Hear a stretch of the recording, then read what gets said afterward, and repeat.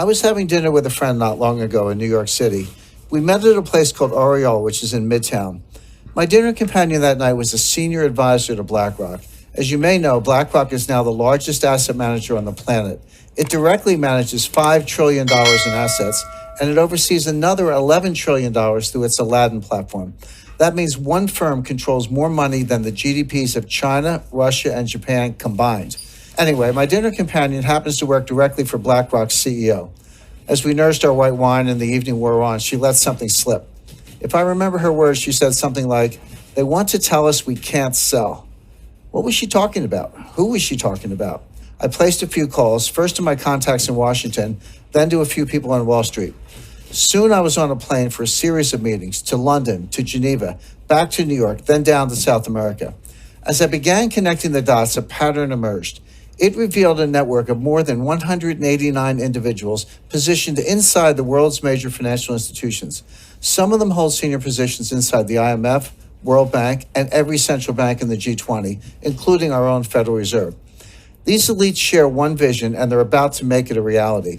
That vision is one world order, one world taxation, and one world money. They've worked for years behind the scenes preparing to realize that vision. They've literally rigged the laws of international finance. Everything is basically in place right now, and there's essentially no way to stop this from happening. When the crisis hits, they'll flip the switch, freezing the global financial system. That will give them time to reset the world economy according to their vision. As the coming crisis unfolds, President Trump will be powerless to stop it. In fact, trying to stop them would probably weaken the president's power altogether. That is amazing, Jim, really. So what did these elites want from your contact at BlackRock? Basically, they want to classify BlackRock as too big to fail.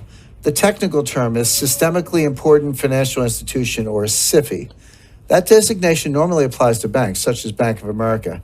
If your bank gets the SIFI label, it means the government will bail you out first in a crisis. But it also means you must turn over control of your bank until the crisis subsides. In this case, they're trying to reclassify BlackRock, an asset manager, as too big to fail. If they succeed, they'll be able to freeze BlackRock when the crisis hits. BlackRock clients won't be able to sell. They won't be able to buy either. Their accounts will go dark indefinitely. And the elite operatives will take control of BlackRock's assets remotely via the internet. But our research shows that their ICE 9 plan goes much, much deeper than that. Now, you refer to their plan as ICE 9. You just said that. What does that mean? It's a reference to the Kurt Vonnegut novel, Cat's Cradle. In the book, a mad scientist creates a new form of water molecule called ICE 9. When it comes in contact with other water molecules, it freezes them at room temperature. One drop of ICE 9 can freeze the whole ocean. And that's what these elite operatives are about to do to the world economy. Now, can you share with our viewers exactly who these operatives are and what their ultimate goal might be? Like I said, John, more than 189 elite agents have slowly wormed their way into leadership positions across the board. They now sit at or near the head of the IMF, the World Bank, and even our own Federal Reserve. They also control much of what happens at the central banks of China, Russia, India, Brazil, Canada, and Europe. As you know, these institutions form a kind of global superstructure. It forms a kind of snare net encircling all nations. Their leaders aren't democratically elected. They're not accountable to you and me. They're beyond the reach of government and citizens, and yet they hold the fate of the global financial system in their hands. To get a sense of how they operate, imagine an array of floating spheres. One sphere is labeled IMF. One is labeled Fed. One is labeled Bilderberg. One is labeled Wall Street. One is labeled central banks. One is labeled intelligence agencies. One is labeled media, and so on. The elites inhabit all of these spheres, and together the network forms a kind of 3D Venn diagram. As I see it, regardless of what sphere they inhabit, the elites all share the same vision: one world order, one world taxation, and one world money. All of their actions are geared toward moving that agenda forward. Now, are you able to share the identities of these elites with our viewers? We've identified more than 189 individuals who are in many cases hiding in plain sight. Regardless, they all share the same vision: one world order, one world taxation, and one world money.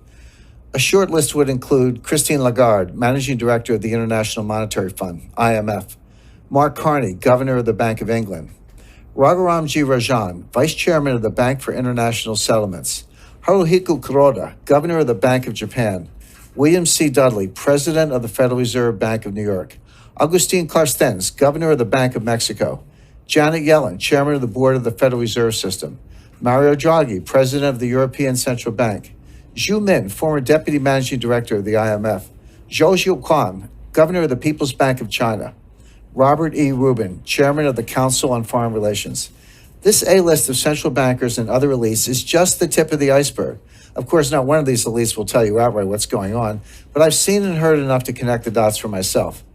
Not long ago, for example, I met with one of their senior operatives. He's a leading economist who served as the chairman of the Federal Reserve during the last crisis. He's considered one of the most influential minds in banking today. We met privately during a conclave in Seoul, South Korea. Of course, I'm talking about Ben Bernanke. I came away from my meeting with him stunned and convinced that ICE 9 was real. Not long before that, I set up a one-on-one meeting with another member of the network. His name is Zhu Min, the former deputy governor of China's central bank. Until recently, he served as deputy managing director of the International Monetary Fund. Zhu is a brilliant guy, like Bernanke, and he's pleasant and well-meaning.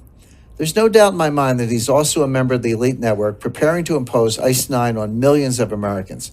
But I wasn't done with my research. I have since met with dozens of senior officials, intelligence analysts, and former Wall Street colleagues. My quest led to a final meeting, a face-to-face summit with the head of Bilderberg. We met at Rockefeller Center in Manhattan, and he was very eager to get my take on the euro as a currency. I was happy to provide it, of course, in exchange for some valuable intelligence. As I say in my new book, he did not have horns.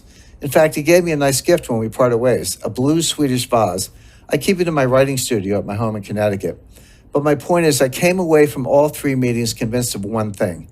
When the next crisis hits, the elites are planning to freeze the financial system, and they'll replace it with a new system, one not based on the U.S. dollar.